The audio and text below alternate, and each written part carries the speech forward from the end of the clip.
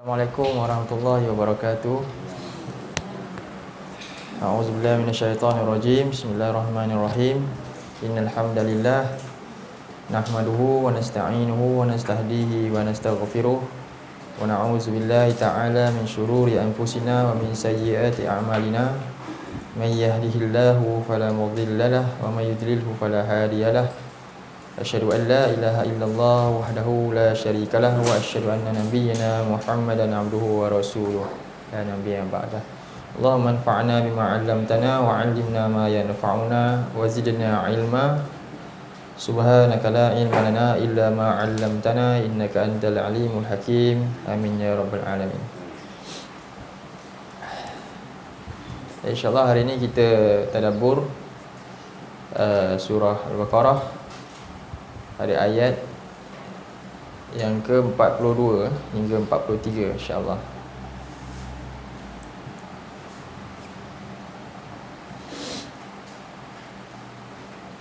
Baik, kita baca dulu ayat ni. A'udzubillahi minasyaitonirrajim. ولا تلبسوا الحق بالباطل وتكتموا الحق وأنتم تعلمون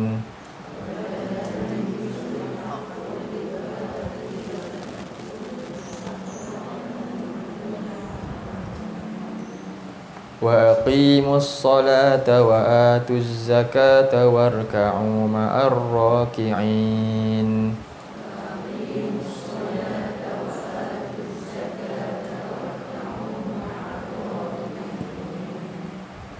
Baik, jadi ayat ini cerita tentang nasihat dengan kepada siapa ni? Ahlul kitab. Bila kita baca ayat ni, dia baca daripada ayat yang ke berapa? 40. Bermula ayat 40, Allah memberikan satu tazkirah, peringatan kepada satu kaum secara khusus, iaitu Bani Israel. Bani Israel bermakna siapa tu? Bani Israel hari ni Yahudi dan Nasrani lah, dua kelompok yang masih wujud dan yang paling dekat untuk kita ambil pengajaran. Sebab itu antara kaedah Quran ni, bila jumpa ayat kepada Bani Israel dan selainnya yang secara khusus, kita kena ambil dia secara khusus dan juga secara umum. Kaedah dia tulis kita nak ambil ibrah ayat. Ayat ni ayat khusus untuk Nabi tu, kaum ni. Kaedah dia, ibrah yang kita nak dapatkan, al-ibrah. Tulis al-ibrah tu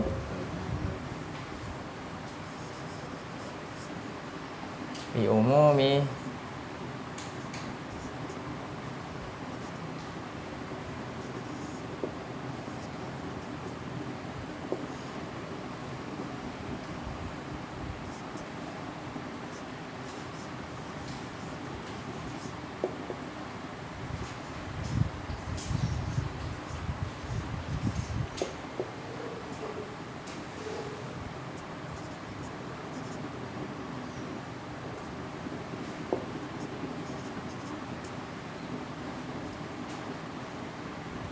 Al-Fazi.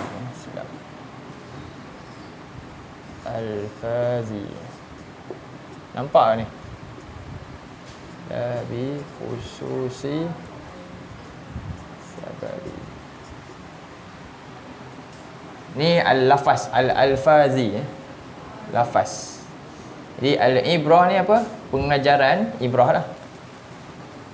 Bi umumin, dengan keumuman lafaz. Jadi cara kita nak ambil pengajaran tu, kita jadikan lafaz tu bentuk dia umum. La bi khususis sababi, bukan hanya semata-mata dengan sebab yang khusus. Sebab yang khusus. Contoh, kita nak ambil ibrah dengan orang yang mencuri. Si fulan mencuri, kan? Kesian dia kena tangkap, dia pun kena penjara. Lepas tu kita pun, bila kita ambil sebab khusus, jadi ibrah tak? Jadi ibrah tak? Mana-mana benda pun kita ambil dia benda yang bentuk khusus je, jadi ibrah kita tak? Tak akan jadi. Sebab kita nampak apa? Si fulan jahat, kesian si fulan, pandang muka si fulan, betul? Itu je lah faedah dia. Dapat faedah kita tak? Tak. Tapi bila kita kata ambil lafaz umum, apa dia? Jangan mencuri. Kalau kita buat, kita pun dapat yang sama akibat dia. Maka jangan buat. Itu umum. Perbuatan itu buruk, tak kira dari siapa pun. Kalau kamu pun buat, kamu pun dapat benda yang sama, masalah yang sama. Sama juga dengan ni. Kita berkata ini ayat ni untuk orang Yahudi, kan? Jahatnya Yahudi, tengok dia degil. Habislah. Akhirnya apa? Dapat apa tak? Oh, tak dapat. Kita apa ibrah dia? Umum. Perbuatan ni kalau orang lain buat pun sama je. Itu ambil umumkan dia kepada relate dengan apa yang kita ada. Itulah cara nak ambil ibrah dalam semua hal, terutamanya Quran. Sebab itu Quran ni sepatutnya apa dia? Cerminan kita dulu baca. Jangan baca Quran dekat orang yang dah mati. Yang hidup ni nak ambil ibrah, kan? Kita baca lah. Rajin baca Quran ni. Sebab apa? Untuk itu je. Rupanya tak pernah pun tengok Quran tu kat diri sendiri. Ini masalah paling besar sekali tentang Quran. Akhirnya tak dapat apa-apa. Dan juga baca Quran untuk tengok salah siapa? Salah orang, kan? Untuk salah orang ni pun masalah besar juga. Patutnya tengok Quran untuk nak baiki diri. Okey, itulah. Ni cuba baca. Al-ibratu bi umumi al-alfazi la bi khususi as-sababi. Al-ibrah bi umumil lafzi bi umumil alfazi la bi khususis sabab. Boleh hafal? Kalau hafal ni kira dah kita ada satu ilmu ulum tafsir lah, kan? Satu cukup lah, tak payah banyak-banyak, kan? Jadi ingat, kita awam pun boleh tahu benda ni. Ini ingat ni. Ini memang kaedah usul untuk Quran. Faham? Jadi kalau siapa-siapa yang merijikkan Quran, kan? Habislah. Rosaklah. Pastikan. Semua. Sebab tu ayat Quran ni, kalau ayat tu kata pasal pada orang kafir, aku bukan, ayat tu pasal orang munafik, habislah. Quran ni banyak ayat kita buang. Sebab saya ni mukmin, ambil ayat mukmin je lah. Jadi kita tak tahu kegelapan akhirnya. Sedangkan kita duduk dalam gelap, kita tak kenal apa itu kegelapan, kan? Kena tahu untuk baiki diri. Pengajaran itu diperolehi,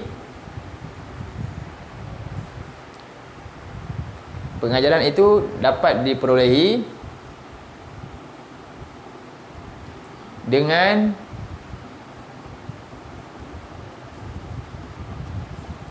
mengambil keumuman lafaz. Dapat? Dengan keumuman lafaz, makna, maksud. Lafaz ni makna, maksud lah. Boleh? Pengajaran itu dapat diperolehi dengan keumuman lafaz ataupun makna lah. Bukan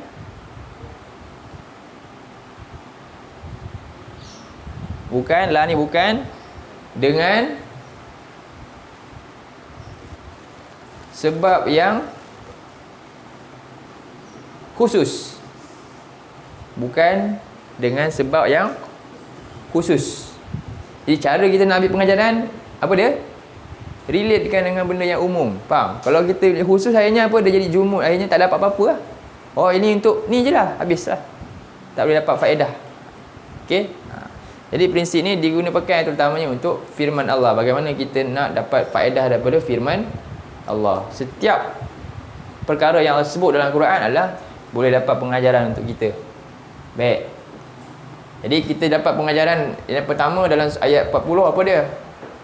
Pertama, ingat nikmat Allah, kan? Allah kata, ya Bani Israel uzkuru ni'mat.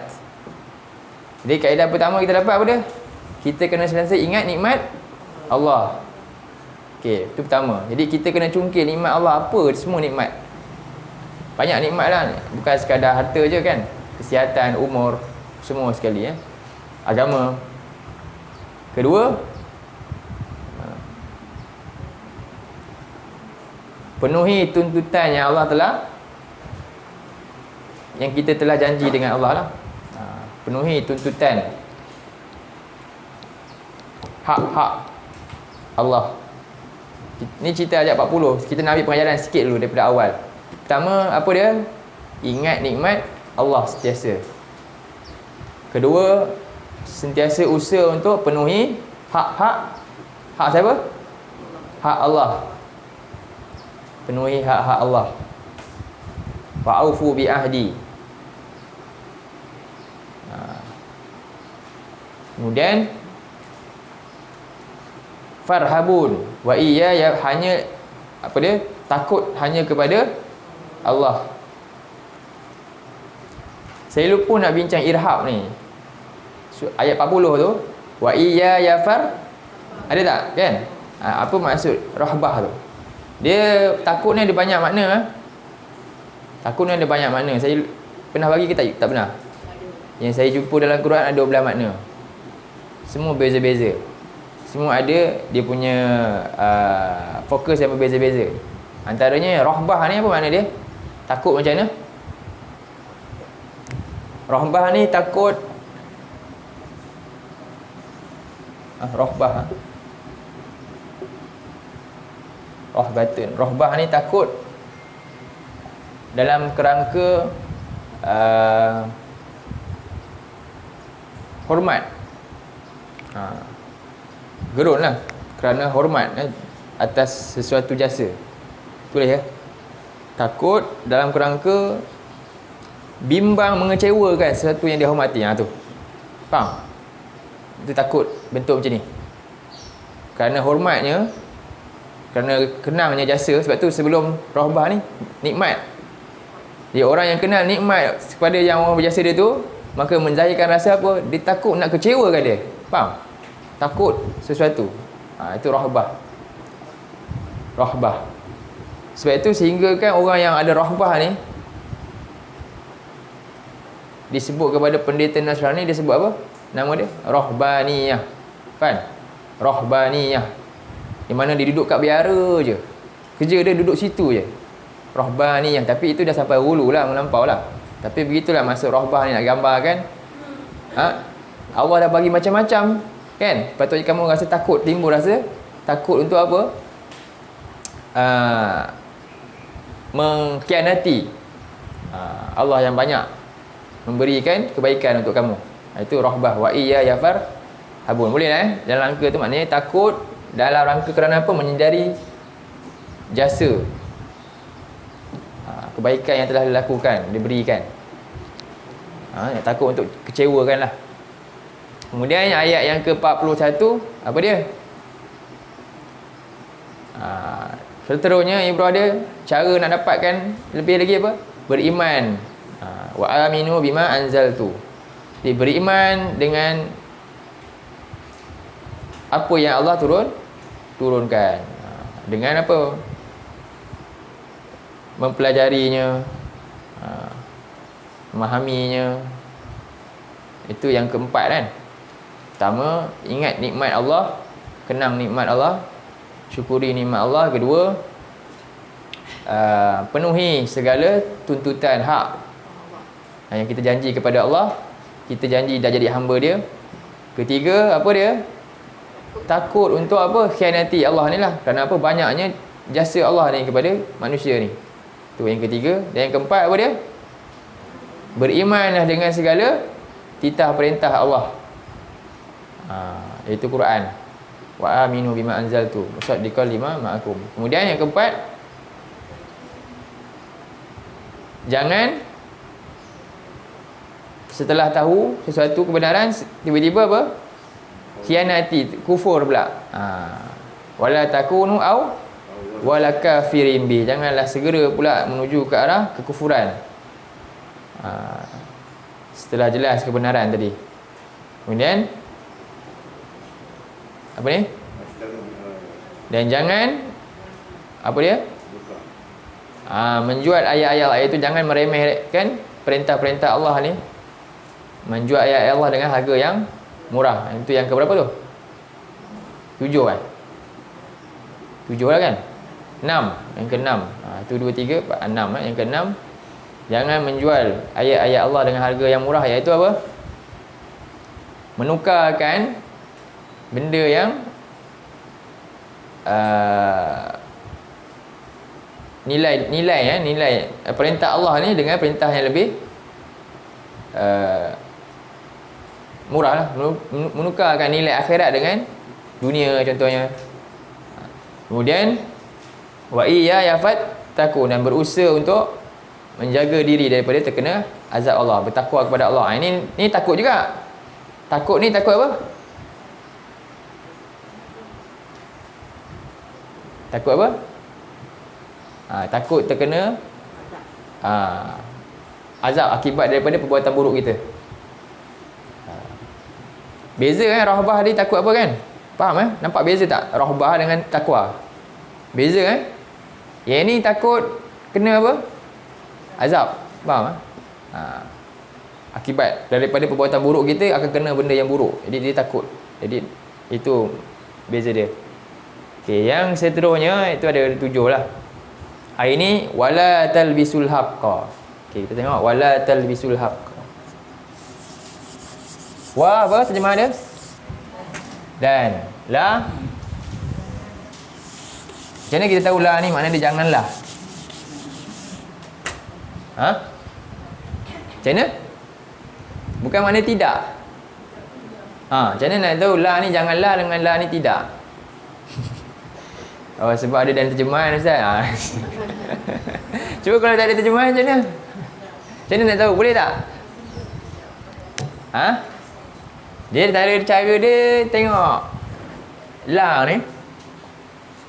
Selepas tu ada kalimah yang macam ni. Antaranya lah. Ada ta. Lepas tu ada waw. Ta di awal kalimah. Waw. Ada waw alif. Contoh kita kata la. Apa dia? Taf'alu kan? Ataupun la taf'aluna. Okey, kalau jumpa la ni, ada perkataan macam ni. Ingat jumpa la, syarat nak kata la ni makna dia apa? Jangan. Okey, la ni jangan.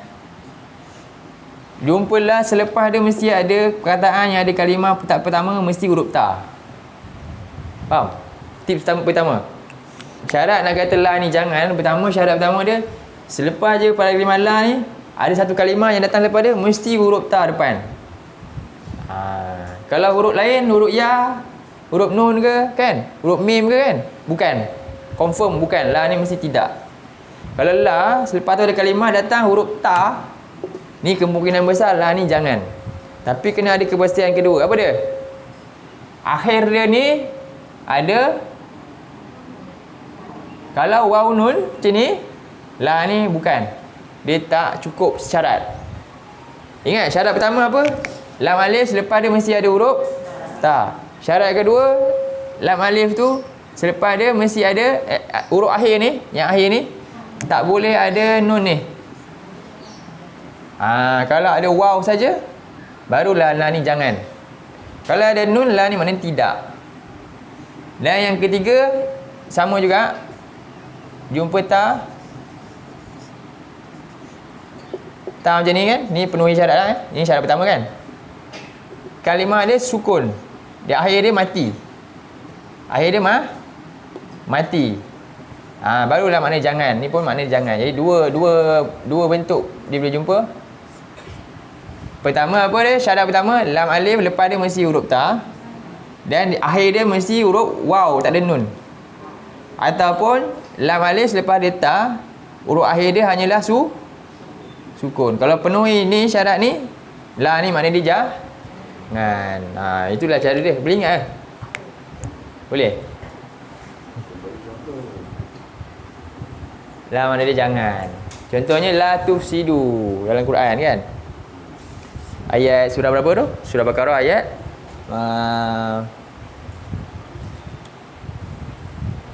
ayat apa?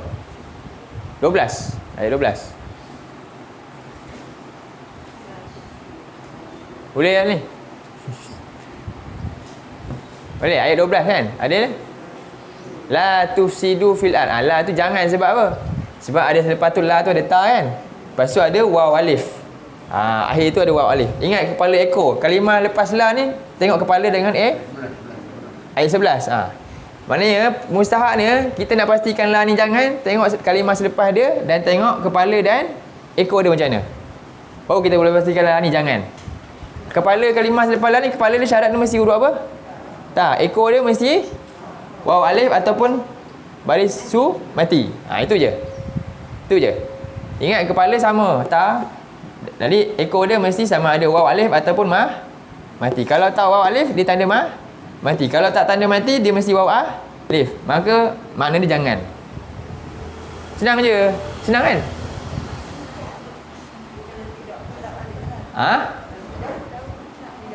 Kalau tidak dia tak akan jadi sukun. Kalau tidak ni dia mentah juga. Dia boleh taf alu macam ni. Domah ke. Faham? Yang ni pun dia akan ada nun. Okey, sekarang ni makna dia la ni apa? La tafaluna. La ni makna dia apa? Tidak. Macam mana kita tahu tidak? Sebab ada nun ni. Okey, ni la ni makna apa? La tafalu. Makna dia apa ni? Tidak juga. Sebab lam ni baris domah. Faham? Syarat pertama dah penuh dah ta. Tapi kedua tak. Ni domah. Dia syarat dia mesti sukun. Yang ni pula mesti tak ada nun, dia waw alif. Barulah na li makna jangan. Itu je. Faham Dapat?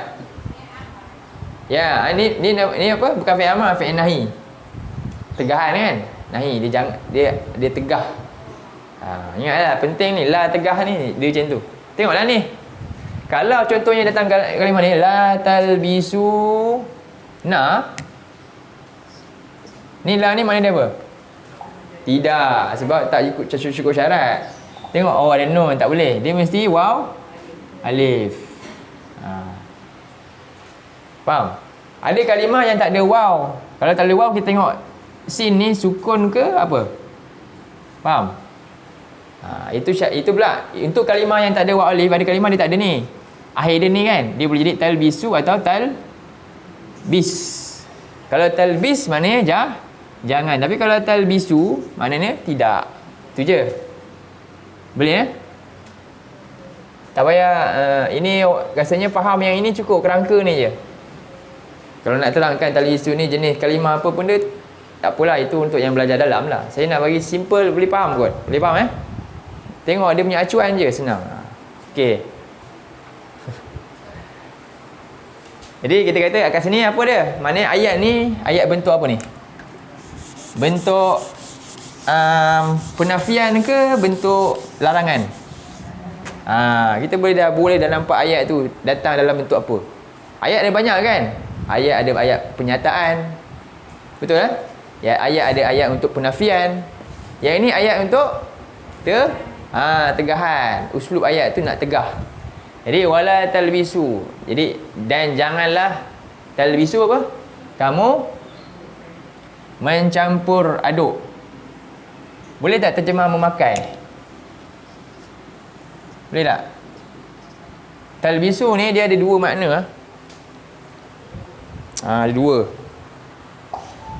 Dia asal daripada kalimah la basa. Jadi dia jadi yal bisu. La basa yal bisu. Okey pertama. La basa yal bisu.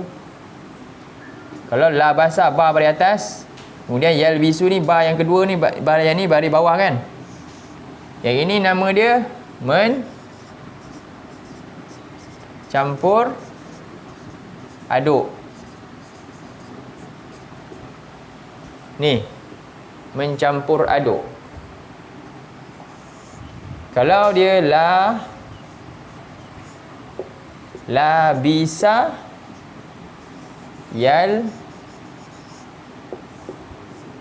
yalbasu. Ba baris apa ni? Ba ni baris bawah, yang ba ni baris atas. Ni maknanya memakai. Beza kat mana? Baris kat ba je. Mana tak bahasa Arab? Saya keluarkan ni sebab nak rasa orang gairah. Ya Allah, bahasa Arab ni kenapa lah aku tak belajar ni? Ruginya. Faham tak? Rasa ruginya. Faham? Beza ni. Dalam Quran ada dua-dua ni. Dalam Quran ada dua-dua ni. Sebab tu kadang-kadang dalam Quran, contohnya dalam surah Al-A'raf. Cuba tengok surah Al-A'raf. Ataupun dalam surah Al-Nisa, Allah kata wayal basuna, kan? Pakaian tu. Kan ahli syurga Allah pakaikan pakaian dia sutera hijau, kan? Allah pakai yalbas. Lain tu pakai, bukan campur aduk. Burung. Okey. Cuba tengok surah Al-A'raf dulu.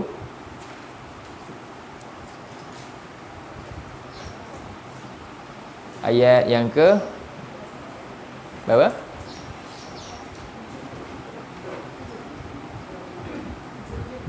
70, surah 7 ayat. Ada tak cerita pasal pakaian? Sekejap saya search lah.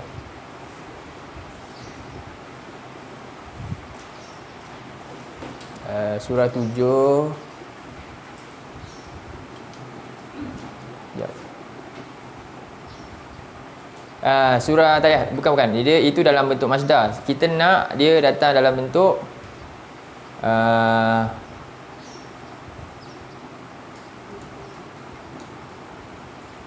fi'il, senang jumpa. Okey. An-Nahl ayat 14. Surah An-Nahl ayat 14. Nampak ni. An-Nahl ayat 14. Kita nak buat pembandingan di antara dua makna. Baris ba saja berbeza, makna berbeza. Macam tu.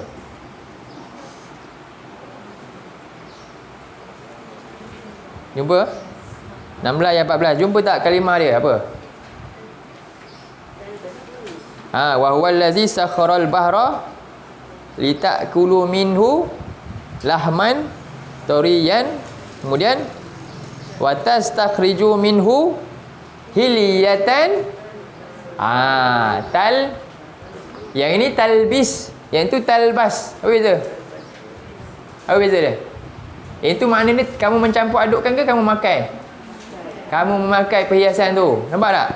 Beza tu. Ba daripada apa? Talba. Nampak tak? Talbasu, kan? Yang ni talbisu. Perkataan yang sama sebiji. Ejaan sama ni. Dua-dua sama. Ini asal kalimah ni talbasuna. Yang tu asal kalimah tu talbisuna. Faham Ini saya ambil kalimah asal dia, tulis balik macam ni.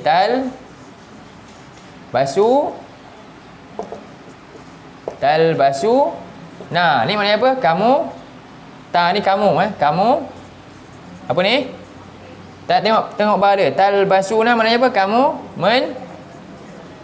mencampur adukkan. Sebab apa mencampur adukkan? Sebab ba baris atas. Bukan. Talbisu, silap. Talbisu dulu. Kamu ba baris bawah. Sekarang ni kita eja talbasuna. Apa makna dia? Talbasuna, kamu memakai. Memakai. Apa beza dia? Ba dia. Jadi untuk fi'il mudhari' ni, fi'il mudhari' dia kalau ba baris bawah ni mencampur aduk.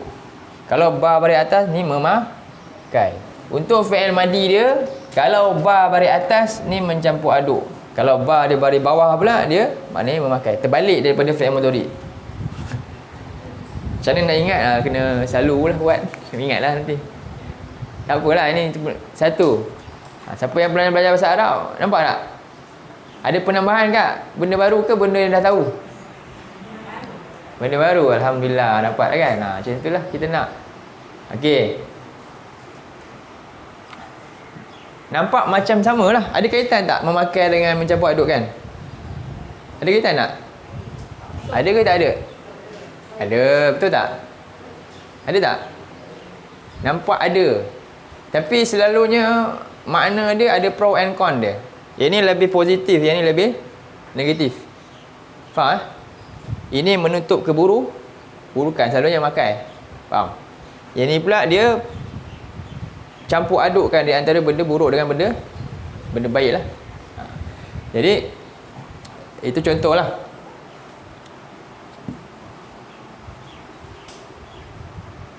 Jadi dia punya masdar ni dalam Quran, pakaian ni nama dia apa?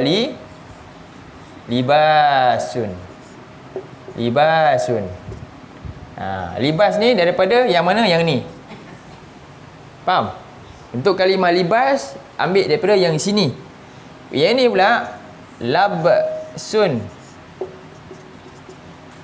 Ni labsun campur aduk sini. Beza apa nak ambil? Tengok bah. Ni masdar dia. Nampak sama tapi tak sama Faham? Okey. Labsin ni maknanya kekeliruan. Sebab dah campur aduk kan. Libas ni pakaian. Boleh?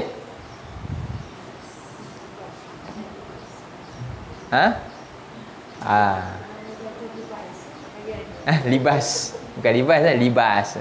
Ni bukan tiru kot kan, bahasa tu kot kan, libas tak tahu saya. Agak-agak je lah, tak ada fakta. Tapi logik jugalah kan. Libas. Okey, ni penting ni perkataan ni. Jadi Allah guna pilihan yang ni. Okey. Dalam surah Al-An'am ayat 82. Cuba tengok. Surah 6. Ni tadi surah apa? Saya tak tulis lah. Surah apa tadi? Surah apa tadi kita buat contoh? 16 ayat berapa? 16 ayat 14. Sekarang ni kita tengok surah Al-An'am ayat 82.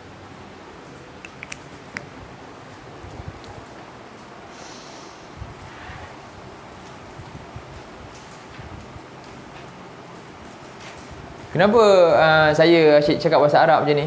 Saya tak belajar bahasa Arab, Ustaz. Agak-agak kenapa? Ada persoalan tak? Kena membantah.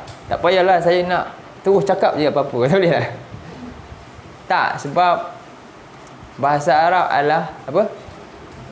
Jalan kita nak faham ayat Allah. Kalau tak, masalah. Tapi kena ambil pendekatan yang macam ni lah. Saya terus pergi je. Saya harap semua kita boleh usaha untuk dapatkan lah. Kan? Bukan nak istilah yang macam-macam. Saya tak sebutkan ni fi'il apa, tak sebut kan. Saya terus bagi fungsi je. Jangan bimbang yang tak pernah belajar. Saya nak ambil kita nak ambil faedah. Faedah. Okey, tengok surah 8 ayat apa tadi? 6 ayat 82. Jumpa. Sekarang ni dah pandai tak nak terjemah apa? Dah pandai tak nak terjemah apa? Cuba terjemahkan. Mana ayat dia? Ini apa ni maksud dia? Allazina amanu wa lam yalbisu. Apa maksud dia? Orang yang beriman dan tidak yalbisu. Mereka apa? Mereka mencampur adukkan apa dia?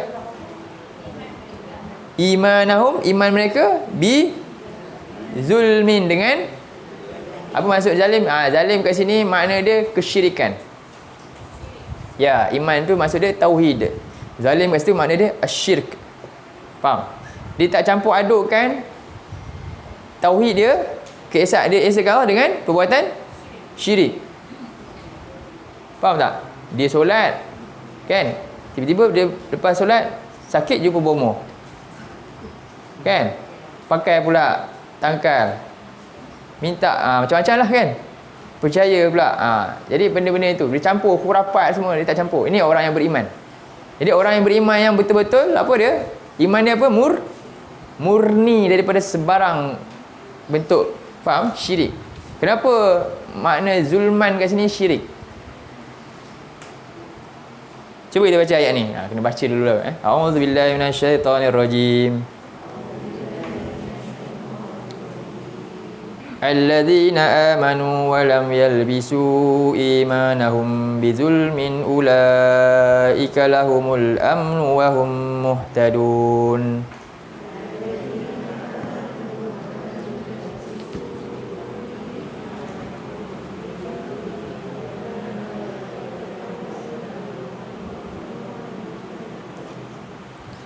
Jadi orang-orang yang beriman, yang betul-betul beriman ni, dan tidak mereka ni mencampur adukkan iman mereka dengan zulmin, iaitu kezaliman. Letak sesuatu bukan pada haknya. Itu maksud zalim ni lah. Dia bukan letak tempatkan sesuatu pada hak dia. Jadi untuk hak Allah untuk diesakan, bukan dia samakan dengan makhluk yang dia cipta. Bukan dia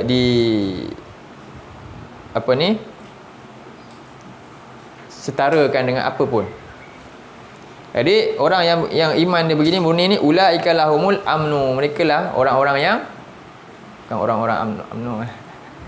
Mereka adalah aman. Amnu ni maknanya apa? Mereka lah orang yang akan dapat keamanan hati dia, ketenangan hati dia. Dan wahum muhtadun, mereka lah orang-orang yang beroleh petunjuk. Baik. Ni kita tahu makna dia apa? Mencampur adukkan. Dalam surah Al-An'am ayat 137. 137 pula.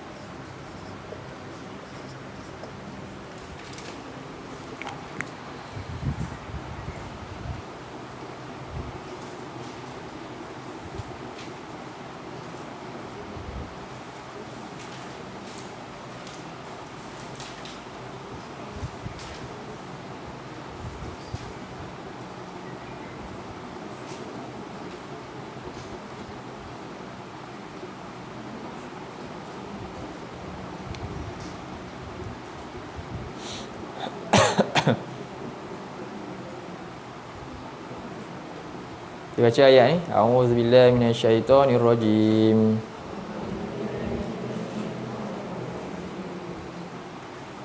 Wa kadzalika zayyana likatsirin minal musyrikina qatla auladihim syuraka'uhum liyurduhum wa liyalbisu 'alaihim dinahum.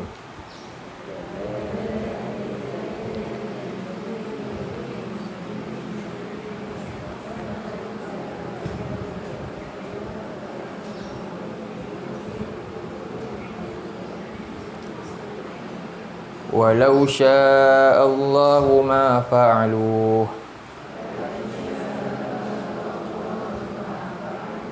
fadharhum wa ma yaftarun.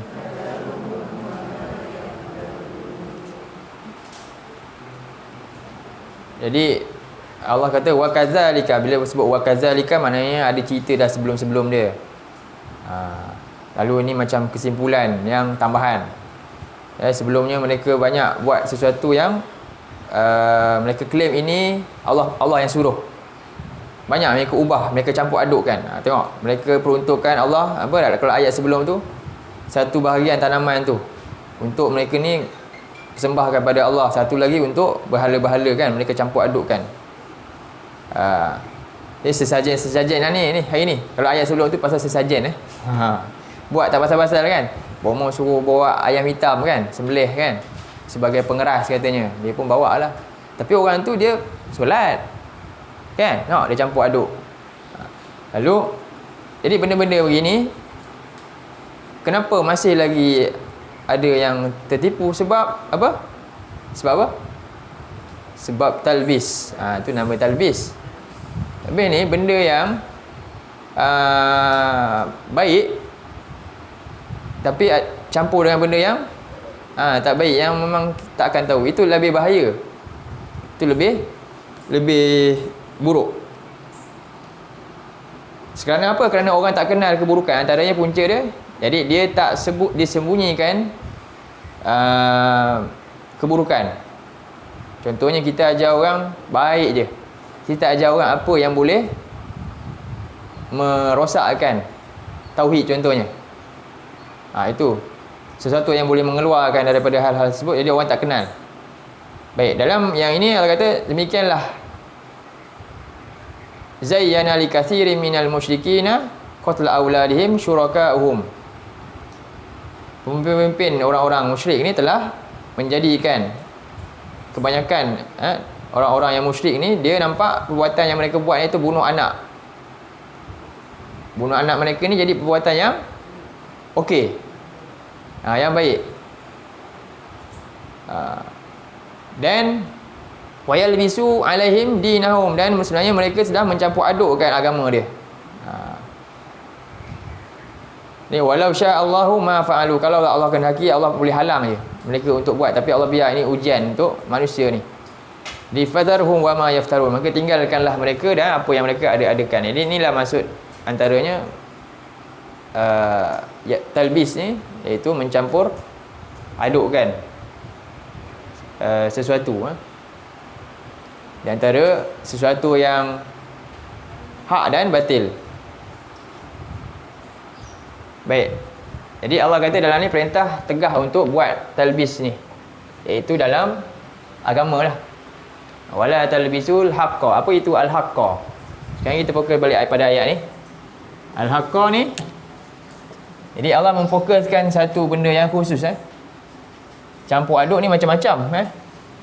Jadi Allah kata al-haq. Maksudnya apa makna al-haq ni? Macam mana kita nak faham dia punya tanda benar tu?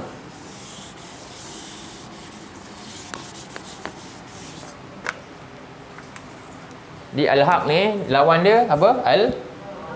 Al-batil. Al-haq makna dia as-sabit.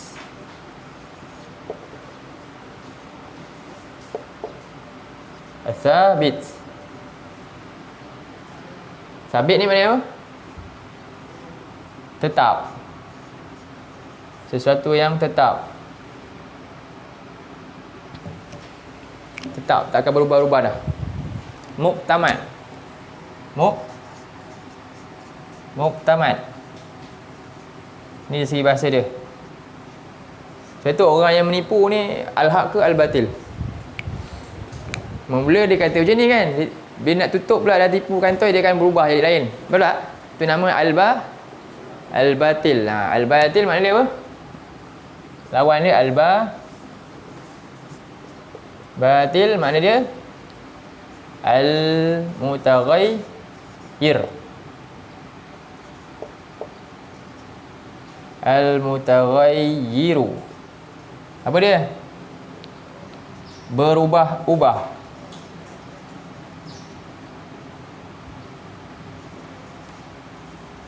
Berubah-ubah. Tidak tetap. Dan juga makna dia juga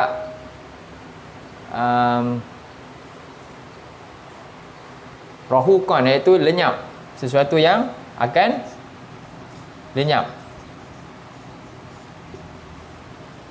Sesuatu yang berubah, yang tak tetap dan yang akan lenyap. Itu nama batil dari segi makna dia. Ni dulu kena tahulah. Hak ni benda yang tetap. Batil ni benda yang, hak ni benda yang tetap, yang muktamad, jelas.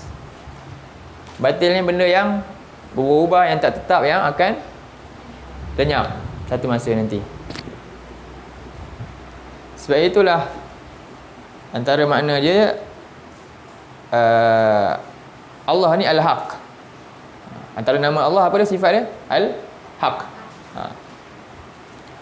Dalam surah 22 ayat 62.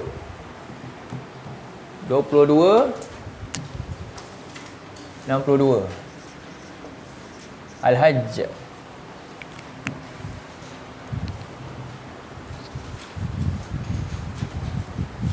Suratul Hajj.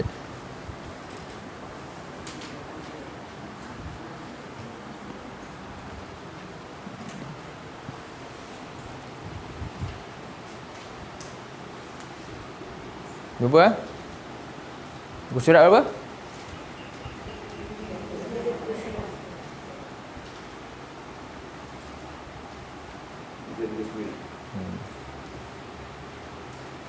A'udzu billahi minasyaitonir rajim. Dzalika bi anna Allaha huwal haqq wa anna ma yad'una min dunihi huwal batil.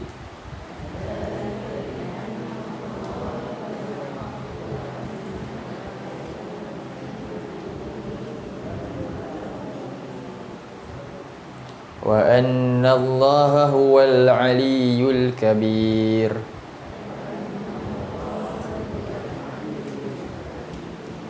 Demikian itu bahawasanya Allah ialah adalah al-haq. Allah ni adalah tetap.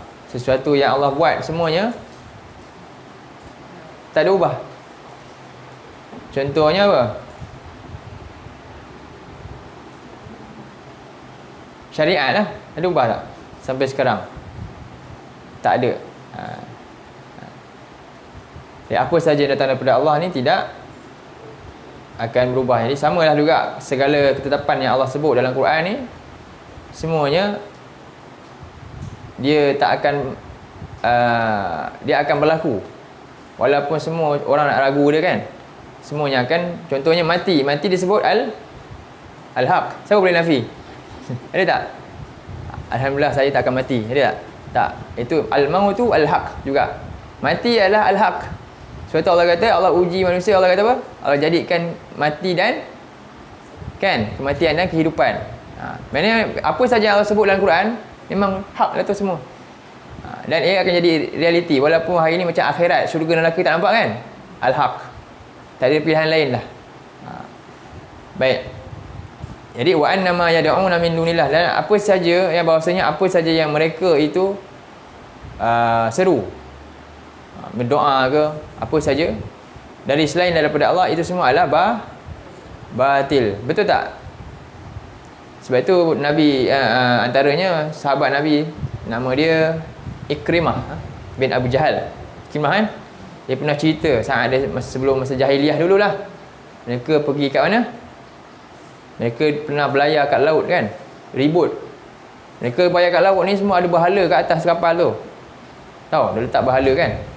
Tapi bila ribut berlaku, takut kapal ni apa? Tenggelam kan. Apa dia buat? Berat ni bahala ni punya batu ni, pergi buang pula.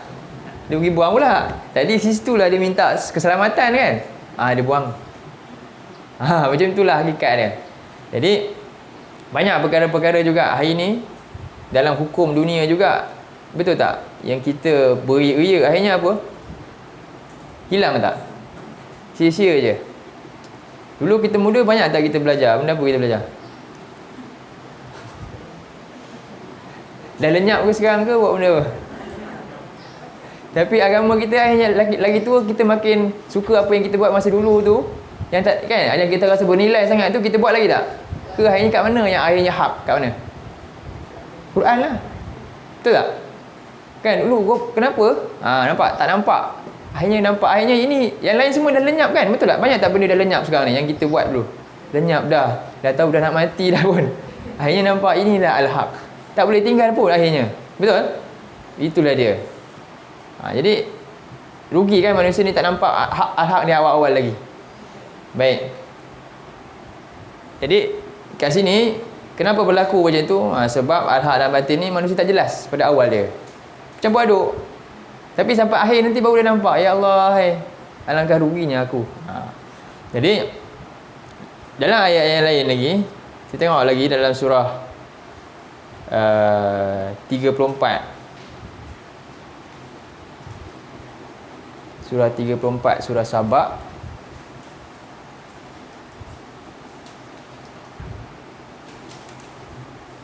ayat 24.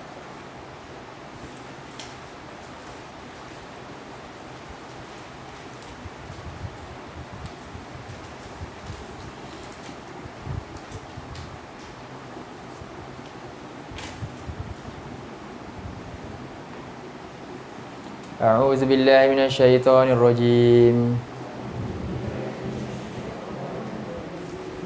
Qul man yarzuqukum minas samawati wal ardh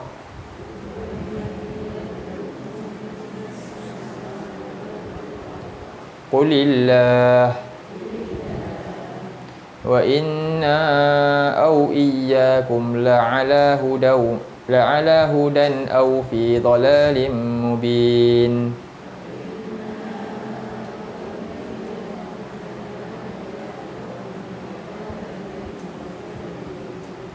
Jadi hak dan batil dalam ayat ni nak terangkan hak dan batil ni kita tak boleh samakan. Ramai orang dia boleh disamakan. Tauhid dengan syirik sama tak? Tapi ramai orang dia cuba samakan. Dia nak membolehkan. Macam orang musyrikin lah. Apa musyrikin buat dulu? Dia bagi alasan. Dalam surah 39 ayat 3. Buka sekejap ayat tu, kita nak ambil sikit bahagian tentang alasan orang musyrik. Dia nak justify apa? Justify ni maknanya apa? Dia nak seimbangkan kan? Justify ni seimbangkan perbuatan buruk dia dengan benda yang betul. Apa alasan? Jadi dia akan buat alasan, dia akan create sesuatu. Surah 39 ayat 3 apa Allah kata? 39. Nanti kita buka balik. Jadi Allah kata ala lillahi dinul khalis. Milik Allah lah agama yang suci murni. Khalis ni murni, tak ada campur sikit pun. Hak adalah hak, batil. Tapi orang yang wallazina takhadhu min dunihi awliya, orang yang ambil selain Allah ni sebagai awliya dia, wali, pelindung-pelindung dia. Dia anggap itu wali-wali dia. Apa dia? Apa alasan dia? Ni alasan dia. Mana abuduhum. Kami tak sembah pun mereka. Tapi apa dia? Illa liyuqarribuna ilallahi zulfa. Tujuan kami ni bukannya nak sekutukan Tuhan. Tujuan kami nak dekatkan, tambah lagi dekat dengan Tuhan, lagi dekat. Dengan jadikan mereka ni perantara. Faham? Nampak tak justify dia? Jadi ni mencampur adukkan hak dan batil. Sebab tu ramai yang ikut dengan alasan ni, akhirnya apa? Okey juga orang yang tak tahu hak. Nampak tak? Dia akan keliru. Ini salah satu bab. Sebab tu dalam masalah campur hak batil ni ada sekurang-kurangnya 3 bab. Pertama, di antara pegangan iktikad tu, keyakinan, akidah lah. Mencampurkan akidah yang hak dengan akidah yang batil satu. Pertama apa? Mencampurkan akidah al-aqidah. Wala talbisul aqidatu al-haq wa bi al-batil. Pegangan yang benar dengan pegangan yang tak betul, kita samakan. Hari ni ada tak lagi? Ada juga yang kata semua agama sama, kan? Oh, yang ni pun hukumnya sama. Itulah dia, sama. Inilah benda talbis. Berlaku tak? Dan ada tak orang yang percaya? Ada. Orang yang percaya tu orang bukan Islam ke orang Islam? Kan pelik kan? Orang Islam sendiri. Sebab apa? Orang Islam tak tahu mana betul, mana salah. Dia tak belajar hak dan dia tak belajar apa itu kebatilan. Dia tak tahu. Quran yang keluarkan. Sebab tu kita perlukan apa dia? Kita perlukan apa untuk boleh kenal pasti hak batil? Apa nama dia? Ada satu nama ni. Salah satu nama Quran atas nama tu. Apa dia? Macam mana kita boleh asingkan ni hak batil? Apa nama dia? Furqan. Quran adalah Al-Furqan. Surah Al-Baqarah ayat 185 Allah kata. Quran ni Furqan. Quran lah boleh menyebabkan kita keluar daripada tu. Oh, ini betul, ini betul. Dan Rasul lah, mesti ikut jalan Rasul dan para sahabat dan para ulama yang ajarkan benda ni. Jadi mencampurkan antara akidah yang hak dan yang batil. Kedua, ibadah wala talbisu ibadah haq bi batil. Jangan campur adukkan ibadah yang betul, ibadah yang salah. Yang salah pun dicampur juga. Faham? Contoh kita Nabi tahnik anak kan. Tahnik Nabi dengan apa sunnah dia? Nabi tahnik dengan apa? Manisan dengan kurma. Jadi kita pergi tambah dengan benda-benda lain pula ke, dapat tambah fadilat lain ke, oh mesti ada ini, macam-macam pula lagi. Jadi itu pun kadang-kadang kita tengok dengan kepercayaan tu, ibadah tu dia berbeza. Tak boleh juga. Apa lagi ibadah? Banyak tak? Zikir-zikir. Lagi solat. Kan? Ada yang boleh tak jadi batil? Boleh lah. Yang hak jelas tak Nabi jelaskan? Ke ada Nabi sembunyi cara solat? Ada tak Nabi sembunyi? Maknanya Nabi ni apa dia? Bukan antara sifat Nabi apa? Dia 4 apa dia? Apa sifat? Sidik, amanah. Sidik, amanah kan? Kita dah nafikan satu sifat. Boleh tak? Tak boleh. Soalan Nabi tak jelaskanlah solat yang ini rupanya cara yang bagus. Solat. Saya solat contohnya. Khaslah benda-benda yang kita buat. Faham? Lepas tu kita nak solat kena selidik tak macam mana Nabi buat? Sebab al-haq. Kita kena kenal al-haq. Belajar hadis. Itulah nak kenal al-haq. Belajar Quran. Belajar fiqh. Faham? Belajar tafsir. Jadi banyak perkara. Ayat Quran boleh tak jadi batil? Bukan Quran ayat tu batil. Boleh tak jadi pemikiran orang tu batil? Boleh. Dia tafsir Quran ikut akal dia sendiri. Kan? Dia tak ikut disiplin ahli tafsir tu. Pun banyak juga berlaku. Contoh apa? Apa tafsiran yang sebenarnya batil? Huwallah. Kul huwallahu ahad kan? Kul huwallahu ahad kan? Kita nak tafsir apa huwa kat situ? Huwa nak tafsir apa? Kena tengok dia punya asbabun nuzul dia. Kan? Sif lana Rabbuk. Orang kafir Quraisy tanya Nabi, sif lana, sifatkan Tuhan kamu macam mana? Ada pangkat ke? Ada kat Tuhan kami macam ni. Sifatkan Tuhan kamu. Itu maknanya apa? Allah pun jawab, kul huwa, dia Tuhan itu Allah. Macam tu. Tapi ada yang kata huwa ni siapa? Nabi Muhammad. Boleh tak macam tu? Ini mencampur adukkan pegangan yang hak dengan batil. Banyak sudut. Dari sudut itu, dari sudut ibadah. Jadi kita kena belajar banyak. Dari sumber yang benar. Ni, mencampurkan ibadah yang benar dengan yang batil. Jadi banyak ni ibadah ni semua sudut lah. Ada ibadah sunat, ada ibadah wajib. Nak pecahkan banyak pula. Lagi mencampurkan adukkan apa lagi? Ni yang terakhir.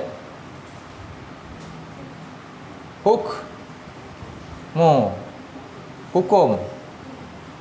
Al-ahkamu. Alah, tak boleh padam. Al-ahkam lah kita buat jamak.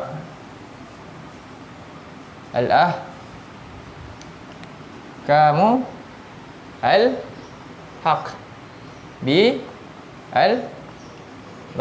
Ni lagi lah besar kan. Campurkan hukum hakam yang betul dengan yang batil. Faham? Hukum yang benar dengan hukum yang palsu. Maksud campur ni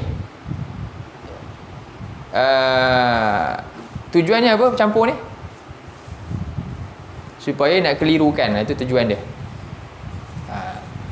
Dia campurkan. Sebab itu apabila sesuatu ni campur, Allah kata kepada bangsa golongan ni, wala talbisul haqqa bil batil. Janganlah kamu mencampur adukkan antara hak dan batil. Kemudian taktumu apa? Menyembunyikan, dan kamu menyembunyikan al-haqqa, akan kebenaran. Wa antum, sedangkan kamu ta'lamuna, kamu mengetahuinya. Jadi ni fokus dia pada siapa ni? Yang ini fokus pada siapa?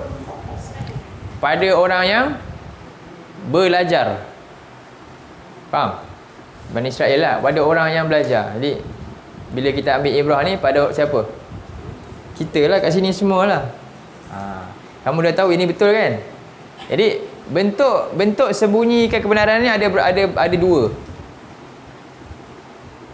Pertama so, supaya apa kita kena tahu? Supaya kita tak termasuk, kita dapat selamat. Pertama, dia sembunyikan kebenaran dengan apa? Bila dia, orang tanya dia apa sekian-sekian, dan dia tahu dan dia senyap. Itu satu perkara. Sebab itu Nabi kata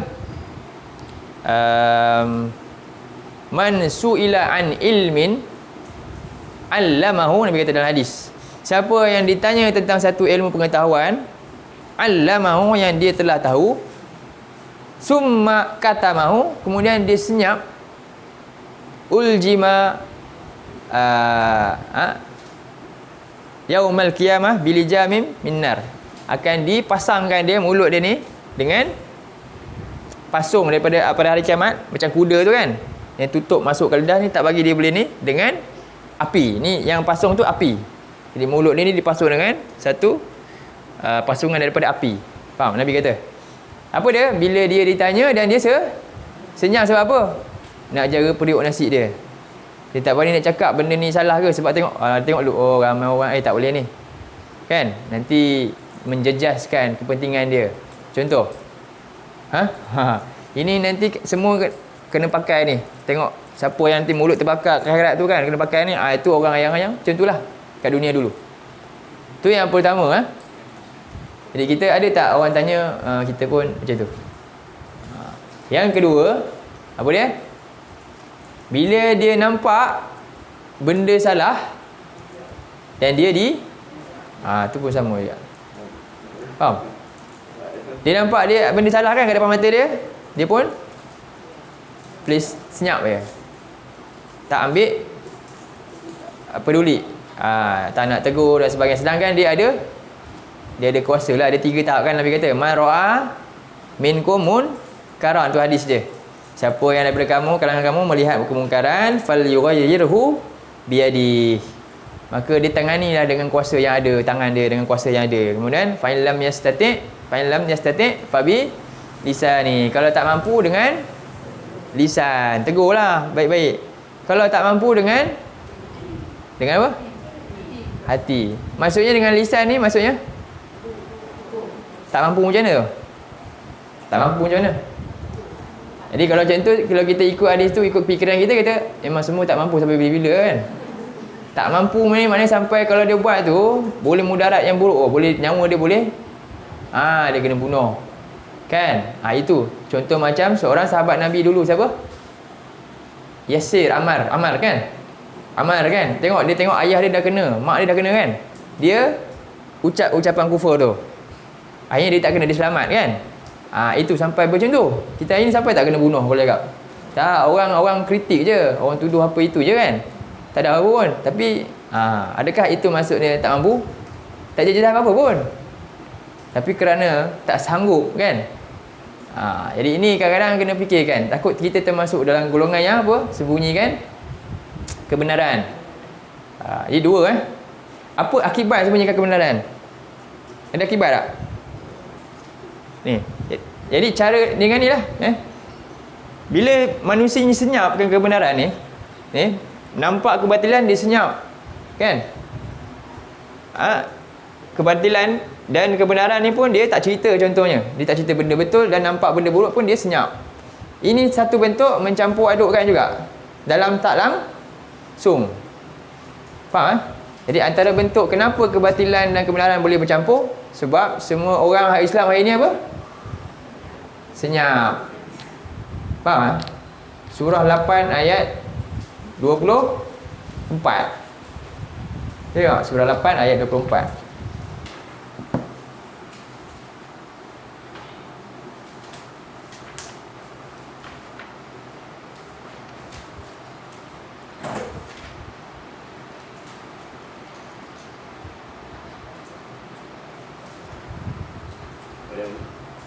ayat 24.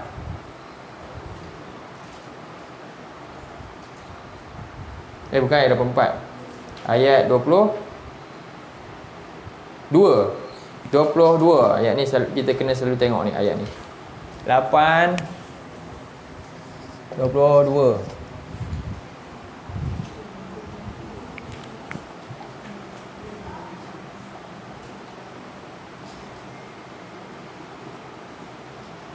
Ayat 22 ke 21? 22. Tapi kita tengok ayat tu dia sama dengan ayat 20 sebenarnya. 20, 21, 22. Baca dari situ untuk kefahaman Allah kata pertama, wahai orang beriman, ya ayyuhallazina amanu atiiullah wa rasul. Taati Allah dan Rasul, wala tawallau anhu, jangan berpaling. Sedangkan kamu orang yang ada ilmu, kamu dengar dah peringatan Allah dan Rasul. Kamu pun dah tahu mana betul, mana salah. Kemudian Allah kata lagi, wala takunu kallazina qalu sami'na, jangan kamu jadi macam orang yang dia kata kami dengar. Fahum la yasma'un, tapi sebenarnya mereka pekak, tak dengar cakap. Apa perbuatan mereka? Allah pun guna dengan ayat pertama menghina dulu. Allah buat bentuk penghinaan. Inna syarrad dawabi 'indallah. Sesungguhnya seburuk-buruk binatang yang berjalan ni di dunia muka bumi ni di sisi Allah ialah apa? Orang yang sumung, seolah-olah pekak. Bukmun ni apa? Bisu, tak cakap apa pun. Lepas dia keluar kan, dah dapat peringatan Allah ni, tujuannya apa? Untuk dia buat apa? Belajar ni? Islah lah kan. Islah bainan nas, untuk cerita kan, tak betul kan? Senyap je. Dia tak seolah-olah gitu. Jadi dia pekak dan dia bisu. Allazina la ya'qilun, dia tak boleh fikir kerosakan yang berlaku ni, supaya dia lah kena tangani dia dengan usaha yang ada. Jadi ini satu bentuk celaan daripada Allah kepada golongan yang tahu kebenaran tapi dia senyap, dia sembunyikan, sehinggalah akhirnya apa berlaku? Ni bercampur dah, orang pun tak tahu mana betul mana salah. Tujuan Islam, agama datang untuk apa? Furqan ni apa maksud dia? Furqan tadi bukan pembezakan, itu tak nampak tu. Furqan asal dia mana apa? Furqanun. Furqan daripada perkataan fariq. Farqun mana apa? Pemisah. Farqun maknanya pemisah. Nabi dulu pemisah, faham? Jadi hari ni kenapa antara kita takut nak cakap? Orang tengah elok-elok, kamu pergi pecah belahkan orang, faham? Kan, antara kan, orang tak nak dakwah, nanti kata pemecah belah masyarakat, betul? Nabi dulu pemecah belah tak? Nabi pernah tak kena tuduh pemecah belah masyarakat? Nabi kena tuduh lagi teruk. Sebab apa? Sebab Nabi bawa furqan, Nabi bawa pemecah. Furqan ni pemecah, pemisah. Apa dia? Kita nak pisahkan antara syirik dengan tauhid. Memang nak kena pisahkan. Kalau kamu, memang itu kerja kita. Pisahkan antara hak dengan batil. Sekarang ni tengah bercampur. Kerja kita apa? Memang nak pisahkan pun. Memang nak pisahkan supaya jelas. Kamu nak, sekarang ni boleh jelas bahawa sekarang ni kamu sini pilih, nak pilih yang mana? Jelas dah, ini salah, ini betul, pilih sendiri. Ketika itu barulah. Ini sekarang orang tak tahu nak pilih mana. Kan? Akhirnya kita senyap, takut nanti kata macam tu. Tak, memang macam tu pun. Hakikatnya bila nak bawa kebenaran, memang kita sedang memisahkan sesuatu, sedang memecah belahkan sesuatu. Faham? Memang sedang memecah belahkan sesuatu. Yang benar dan yang salah. Kenapa nak takut? Memang gitu. Jadi itu antara benda-benda yang menghalang manusia untuk, sebab dia takut celaan, celaan orang daripada apa dia? Celaan Allah. Allah cela ni. Ada lagi tak makhluk yang akan cela orang yang buat macam ni? Surah 2 ayat 159. Surah 2 159.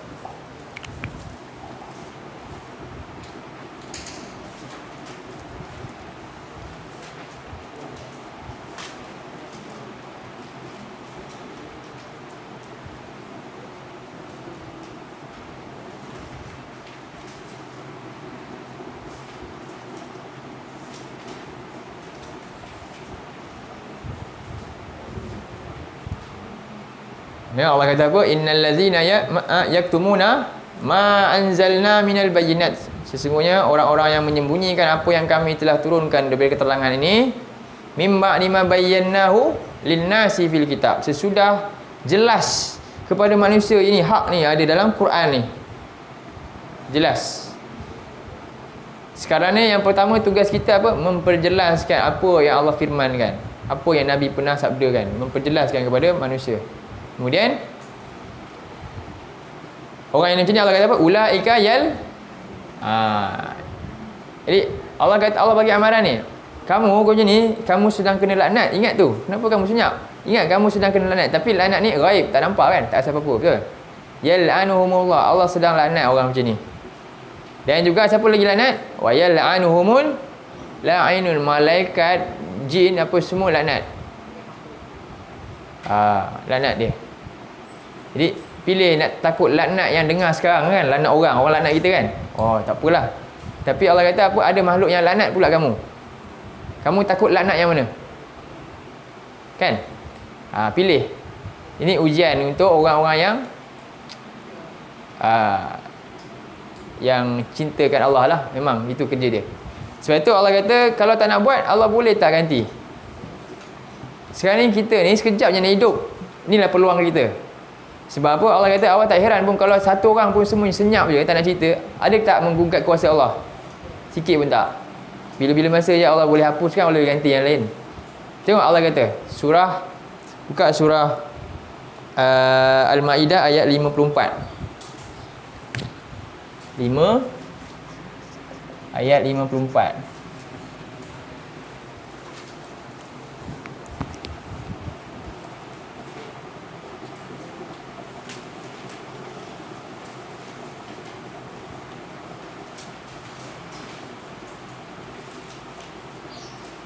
Tadi surah apa yang kita masuk, tak masuk balik tadi? 22 kan? 34 Jadi kita masuk balik. Okey, tengok. Ayat ni penting untuk kita lah. Supaya kita berani menyatakan. Ni salah satu bentuk mujahadah. Mujahadah kita. Tengok Allah kata, ya ayyuhallazina amanu. Wahai orang-orang yang beriman. Wahai orang-orang yang beriman, man yartadda minkum an dinihi, siapa yang dia murtad. Murtad ni mana ya? Reverse. Dia patah balik ya. Dia murtad, dia keluar daripada agama dia. Fasawfa ya'tillahu biqaumin, Allah boleh saja gantikan. Nanti Allah boleh gantikan dengan satu kaum yang yuhibbuhum, Allah cinta kepada mereka, wa yuhibbunahu, dan mereka sangat cinta kepada Allah. Ni. Kemudian azillatin 'alal mu'minin. Apa maksud dia? Azillatin ni sangat merendah diri kepada orang-orang yang beriman. A'izzatin 'alal kafirin, sangat izzah dia kepada orang-orang yang kafir ni, tegas kepada orang kafir. Apa yang mereka buat? Apa tanda dia? Yujahiduna fi sabilillah, mereka berjuang pada jalan Allah. Wala yakhafuna laumata laim, dan tidak sikit ke mereka takut kepada apa ni? Apa laumata laim? Celaan daripada siapa? Orang yang mencela apa yang mereka bawa. Nampak tak? Lebih takut celaan Allah daripada celaan orang. Cakap je lah, nak buat macam mana? Benda betul. Dan zalika fadlullah yu'tihi man yasha wallahu wasi'un alim. Demikianlah kurniaan Allah yang Allah beri kepada siapa yang Allah kehendaki. Ya, wallahu wasi'un alim, dan Allah Maha mendengar. Maha luas lagi Maha mengetahui. Baik, kita balik pada surah 34 tadi. Ayat berapa? Ayat 24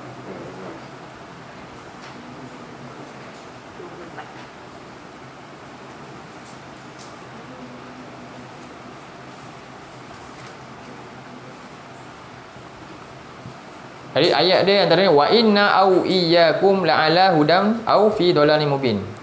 Setelah jelas ni hak dan batil, dia tak akan bercampur. Maknanya dua pilihan je kita. Dia tak ada benda tengah-tengah dekat. Sebab tu kita nanti ni sebenarnya hidup kita hanya ada dua pilih. Pilihan je kita kat akhirat nanti kita ada dua je tempat. Kat mana? Sama ada kita duduk dalam api ataupun itu je. Cuba bayangkan. Itu je ni. Sama ada saya ni nanti kena bakar ke ataupun saya memang dapat kan selamat, dapat rahmat. Itu je, dua je. Tapi manusia rasa macam dia macam pergi tempat-tempat macam-macam kan. Dia rasa macam sebab kat dunia dia pun banyak pergi tempat kan. Dia rasa hidup ni kepelbagaian tak ada, nanti ada dua je tinggal. Dua je tinggal. Subhanallah. Jadi sebab tu kita kena sedar tu. Kita sekarang sedang menuju kepada dua negeri je. Negeri hak dan batil. Faham syurga atau neraka. Itu sebab tu kita kena sungguh-sungguh. Dan apa cara dia kita nak capai ni matlamat tu? Kita kena pisahkan di antara dua ni. Kena pisahkan di antara dua ni hari ni. Jelaskan. Sebab itulah Allah kata jangan sembunyikan kebenaran dan kebatilan sedangkan kamu tahu. Jadi tugas pertama kita kena buat apa? Bila dah tahu ayat ni, saya macam ni, saya tak nak tahu lah Ustaz. Dah tak nak pergi belajar. Boleh tak tu? Lagi teruk. Semua orang rupanya apa? Jahil habis, tak ada. Lagilah. Taklah. Kita pertama kena jadi orang yang tak. Apa tujuan ni? Supaya kita dapat jelaskan mana hak, mana batil. Itu baru orang beriman.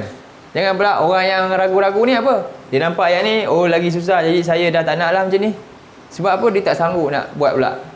Memang bila kita belajar, sekarang ni kita sedang apa ni? Menerima apa? Semua orang yang datang belajar kan? Sedang menerima apa? Amanah. Kena ingat tu.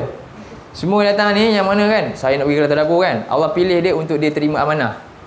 Pernah tak fikir? Ke tak rasa apa-apa? Betul? Allah pilih kita untuk terima amanah sekarang ni. Kita nak buat apa lepas ni? Dah tahu kan? Nak buat apa? Kena tengok je, okey je, semua raih je. Tak? Sebab tu, ni kita dah ada prinsip yang kita kena betulkan. Jadi antara amanah kita apa dia? Jom kita ajak manusia supaya juga sama-sama tahu, belajar. Belajar apa? Pertama nak belajar apa dulu?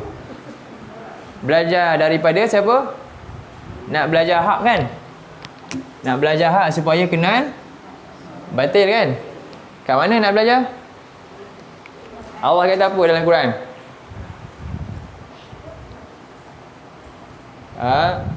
Allah kata dia, cuba tengok surah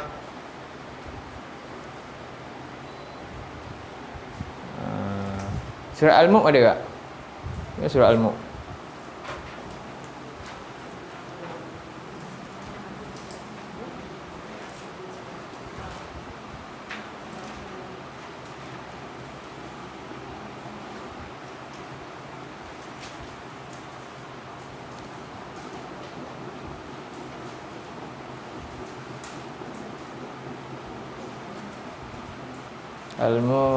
Okey, bukan.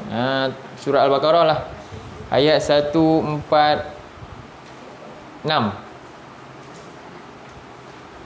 Muka surat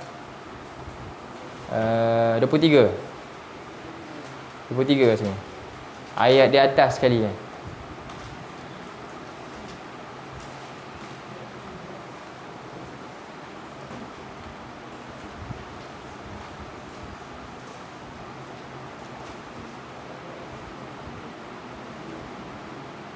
Satu 147. Bawah sikit. Ayat atas jugalah kan. 147. Apa Allah kata? Sekarang ni kita nak al-haq kan? Nak ambil dari siapa? Al-hakumir. Tak ada pilihan lain. Kita kena ambil apa yang Allah datangkan, Allah bawa. Apa yang Allah berikan. Al-hakumir rabbik. Kebenaran itu daripada Allah yang cipta kita. Fala takunanna minal mumtari. Maka janganlah engkau termasuk daripada kalangan orang-orang yang meraguinya, iaitu hak yang datang daripada Allah. Apa bentuk yang datang tu? Al-haq yang datang daripada Allah apa dalam bentuk apa?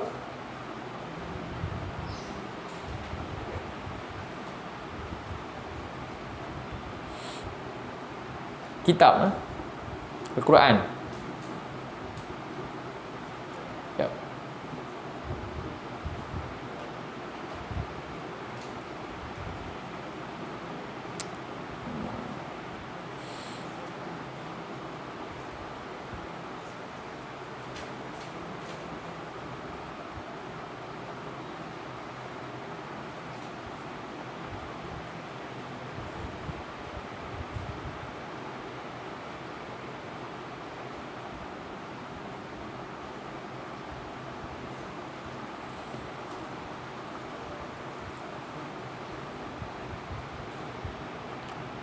Surah Al-Baqarah ayat 176.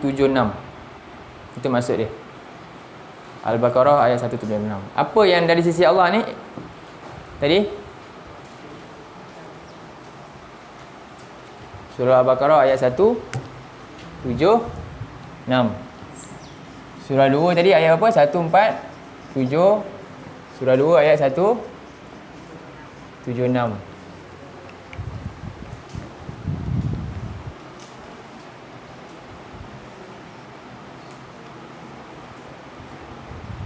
A'udzu billahi minasyaitonir rajim. Zalika bi anna Allah nazzala al-kitaba bil haqq.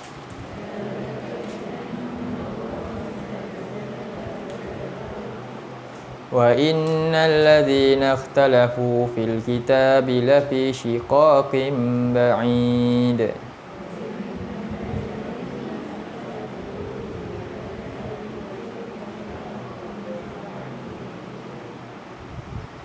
Demikian itulah dengan bahawasanya Allah itu telah menurunkan kitabnya bil haqq, dengan kebenaran, sesuatu ketetapan. Jadi inilah al-haq.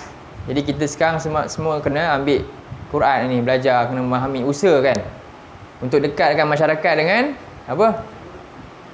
Furqan ni, kitabullah, supaya satu penyakit, apa dia penyakit apa? Ada penyakit tak? Quran ada penyakit kan? Bukan Quran ada penyakit. Orang yang jauh daripada kitab Allah ada penyakit tak? Apa penyakit dia? Tak tahu. Penyakit apa nama dia? Lalai. Ada satu lagi tu. Ada dalam Quran juga. Penyakit penyakit apa? Umi, penyakit tahu Umi? Ada tak surah tu? Surah apa? 278. Bukan surah tu. Tu penyakit tu kita nak banteras tu.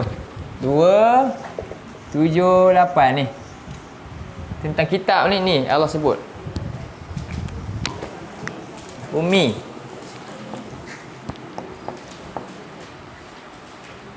Kita nak singkirkan penyakit ni. Kepada siapa? Kepada kita sendiri dulu. Dan juga keluarga kita nanti. Semua sekali lah kita usaha. Sekadar yang kita mampu. Tengok Allah kata wa minhum apa dia umi, penyakit umi ni apa? La ya'lamunan faham?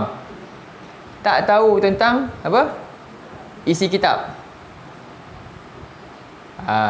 Menurut tafsir, apa dia kata? Antara tafsir dia kata apa? Mereka ni hanya tahu buah bicara siapa? Dia punya arbab. Faham? Rahib dia, tok nenek dia je. Dia tahu buah bicara tok nenek dia je. Tahu tak? Itu je yang dia buat. Amalan yang dia buat tu tok nenek dia je. Dia tak tahu sebenarnya yang Nabi cakap, yang Allah cakap apa semua dia tak tahu. Jadi dia buat itu ikut je. Turun-temurun punya. Itu nama dia. La ya'lamunan kitab. Dia tak tahu yang ni. Jadi illa amani. Amani apa? Itulah tadi. Illa amani. Dia hanya tahu amani. Amani ni tutur bicara tanpa landasan kitab. Dan wa inhum illa yazunnun. Dan mereka hanyalah hidup dalam keadaan menyangka-nyangka. Jadi kita tak nak begitu masyarakat ni. Hari ni begitulah. Apa saja trend semua ikut kan. Apa saja rasa baik pada akal dia, itu je lah semua gitu. Tengok dulu pernah Hollywood, lepas tu Bollywood, lepas tu apa lagi? Hindustan, lepas tu Korea pula sekarang. Lagi apa lagi depan ni? Semua ikut je. Betul tak? Itulah yang berlaku. Itulah yang berlaku yang kita kena selesaikan usaha kita. Ajak masyarakat ni untuk kenal agama dengan cara yang sepatutnya, yang betul-betul lah, detail lah. Baik. Jadi sebab akibat dia kalau kita tak buat, apa jadi? Cuba buka balik surah 2176 tu.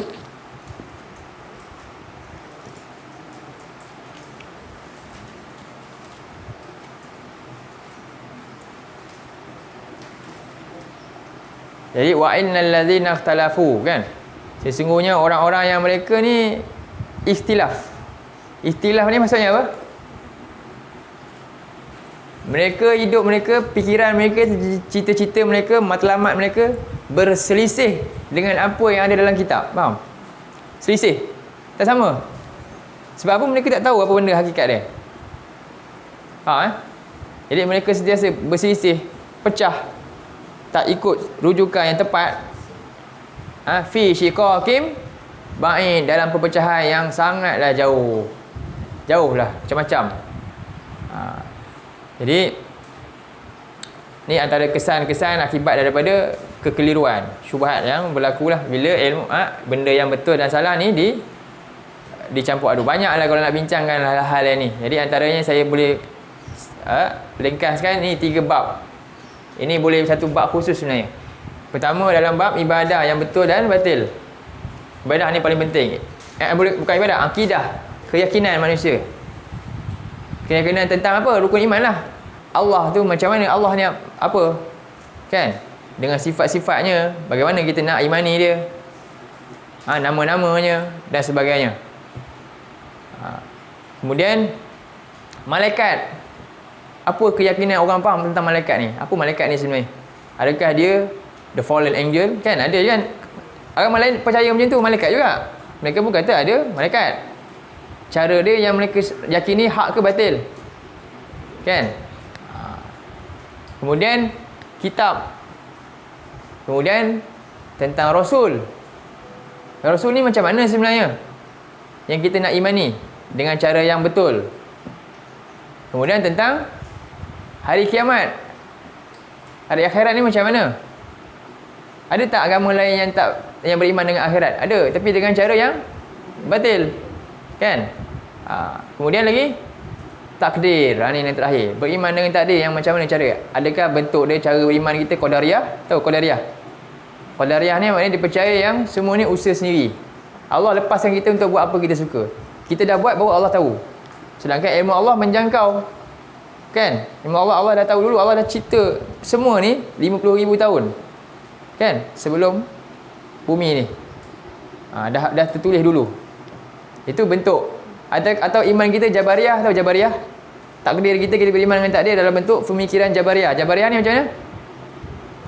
Kita ni hanya pelakon. Jadi tak ada orang yang bersalah dalam dunia ni. Sebabnya adalah dia hanya ikut skrip. Kalau dia bunuh orang, sebenarnya Allah dah tetapkan dia bunuh orang. Ada yang fikiran macam tu? Ada.